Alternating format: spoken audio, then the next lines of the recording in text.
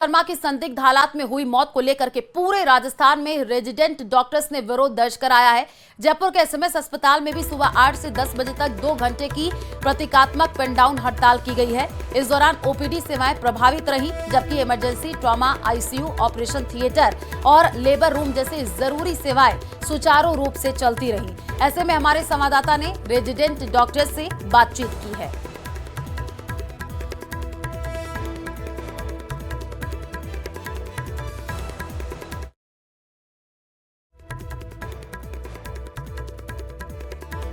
राजधानी जयपुर में एसएमएस अस्पताल में भी 2 घंटे सुबह पेन डाउन किया गया और जो डॉक्टर्स हैं उन्होंने अपना विरोध दर्ज कराया। हालांकि इस दौरान जो इमरजेंसी सेवाएं थी, आईसीयू था, ट्रॉमा था या फिर कोई ऐसा महत्वपूर्ण केस था, उनके लिए उन्होंने बाकायदा अलग से वक्त निकाला और लोगों का इलाज किया। फिलहाल आप देख सकते हैं कि काम फिर से बहाल करते हुए सभी मरीजों को लगातार जो है देखने का काम शुरू कर दिया गया है। और एसएमएस के अंदर क्योंकि सीजन मानसून का है, बरसाती सीजन में बीमारियां बढ़ जाती हैं, ऐसे में बातचीत करते जानने की कोशिश करें। सर, क्या पूरा विरोध था? क्या आपने आज मैसेज दिया? 2 घंटे बताया जा रहा है काम। मैसेज हम लोग नहीं, मैसेज तो रेजिडेंट डॉक्टरों का है कि वो जो भी अपना है प्रशासन उनका डिसीजन लेगा।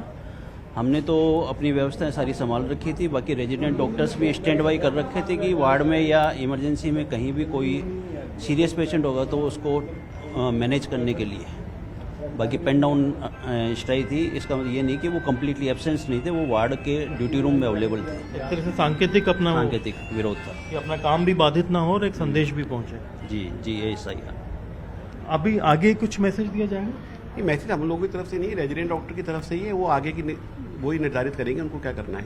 जी, हम लोग तो अपनी व्यवस्था संभाल के रखें। अभी आप देख सकते हैं कि ये एसएमएस अस्पताल में हम मौजूद हैं। यहाँ पर ओपीडी में काम फिर से पूरी तरह से बहाल कर दिया गया है। किसी तरह का काम के अंदर रुकावट ना आए, कोई परेशानी लोगों को ना हो, इस तरफ ज़्यादा एक तरह से फोकस रखा गया। 2 घंटे के काम में भी फोकस इस बात पे था कि जो इमरजेंसी सेवाएं हैं या बुनियादी ज़रूरत हैं वो कहीं ना कहीं जो है इस पूरे विरोध की वजह से रुके नहीं। कैमरा पर्सन मान सिंह के साथ मैं अरबाज अहमद, न्यूज़ 18 के लिए जयपुर से। और इसी बीच श्री गंगानगर से बड़ी खबर है। ग्रामीणों ने हनुमानगढ़ रोड पर चक्का जाम किया है। चक्का जाम करके बस स्टैंड के पास धरने पर बैठे हैं। हनुमानगढ़ रोड पर वाहनों की लंबी कतार लग गई है। सड़क निर्माण में खामियों को दूर करने की मांग रखी जा रही है। अधिकारियों की समझाइश के बाद ग्रामीण मान गए हैं। रविवार को कार और बाइकों में भिड़ंत हुई थी और सड़क हादसे में 3 लोगों की मौत हुई थी। श्री गंगानगर के लालगढ़ जाटान में रविवार देर शाम हुए सड़क हादसे में 3 लोगों की मौत के बाद स्थानीय ग्रामीणों ने सड़क निर्माण में मौजूद तकनीकी खामियों को दूर करने की मांग को लेकर चक्का जाम कर दिया।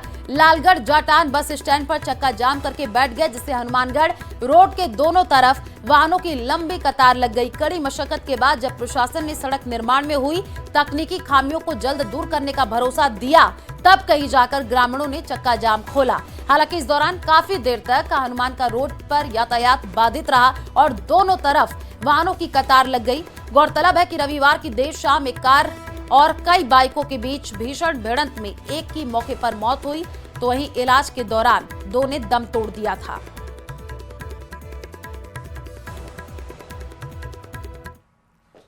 और इसी बीच कोटपुतली के बांसुर से बड़ी खबर है। ट्रांसफार्मर की मांग को लेकर के ग्रामीणों में आक्रोश है। विद्युत ग्रिड स्टेशन पर धरने पर ग्रामीण बैठे हैं। पिछले 10 महीने से ट्रांसफार्मर नहीं मिला है। अधिकारियों पर घूस मांगने का आरोप लगाया गया है। नारायणपुर के गढ़ी गांव में ट्रांसफार्मर की मांग की जा रही है।